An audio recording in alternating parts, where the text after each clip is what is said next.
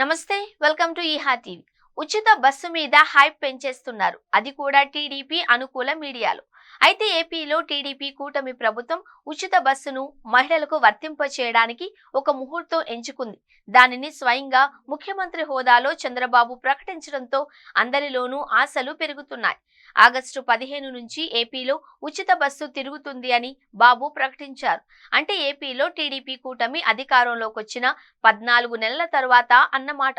ఇక తెలంగాణలో, కర్ణాటకలో ఉచిత బస్సును వెంటనే అమలు చేశారు. అంతేకాదు రాష్ట్రమంతా ఉచిత బస్సును తిప్పుతున్నారు. అమ్మవారి దర్శనానికి వెళ్లాలన్నా, అమ్మ దగ్గరకు వెళ్లాలన్నా మాడబిడ్డలు ఒక్క పైసా ఖర్చు చేయకుండా ఉచితంగా బస్సెక్కి గమ్యం చేరుకునే విధంగా ఉచిత బస్సు పథకాన్ని తెలంగాణలో అమలు చేస్తున్నాము అని ముఖ్యమంత్రి రేవంత్ రెడ్డి గట్టిగా ప్రకటించారు. మరి ఏపీలో చూస్తే ఉచిత బస్సు స్టార్ట్ అండ్ స్టాప్లకు ఒక లెక్క విధానం ఉంది అని తెలుస్తోంది. అదేంటి అంటే చంద్రబాబు ఉచిత బస్సు ఏపీ వ్యాప్తంగా తిరగదు అని సమాచారం. ఇక్కడే షరతులు వర్తిస్తాయి అని చెబుతున్నారు. జిల్లాల వరకే ఉచిత బస్సు తిరుగుతుంది అని చెబుతున్నారు. అది కూడా కొత్తగా ఏర్పాటు చేసిన జిల్లాల సరిహద్దుల వరకే అని వినపడుతోంది. అంటే ఉదాహరణకు విశాఖలో ఉచిత బస్సు పథకం అంటే అది అనకాపల్లి పొలిమేరల వరకు, అలాగే మరోవైపు చూస్తే తెగరపు వలస వరకే అంటున్నారు. ఇలా ఉచిత బస్సు పరిధిని చాలా వరకు తగ్గించేశారు అని సమాచారం. నిజానికి జిల్లాలో అయితే రోజు ప్రయాణం చేసేవారు ఎవరుంటారు అన్నది చర్చగా ఉంది. అవసరం కూడా ఉండదు అని భావన.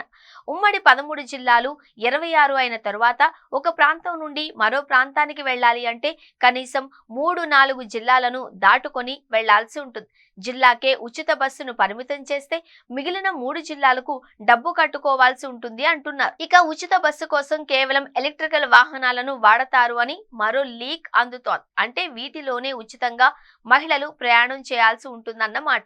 మామూలు ఆర్టీసీ బస్సులలో ఉచితం అంటే కుదరదు అని అంటున్నారు. ఇక ఉచిత బస్సుల విషయంలో మరిన్ని నిబంధనలు కూడా అమలు చేయబోతున్నారు అని తెలుస్తోంది. వీటి రద్దీ ఎక్కువగా ఉండే విశాఖ, విజయవాడ, తిరుపతి వంటి నగరాలలో ఎక్కువగా పంపిస్తారు అని అంటున్నారు. రద్దీ వేళల్లోనే ఈ ఉచిత బస్సులు ఎక్కువగా తిరుగుతాయి అంటున్నారు. దీని అర్థం పని ఉన్నవారు, వర్కింగ్ విమెన్స్ సద్వినియోగం చేసుకోవడానికే అని. పని పాట లేకుండా తిరగడానికైతే పెద్దగా అవకాశం ఉండదు అని అంచనా.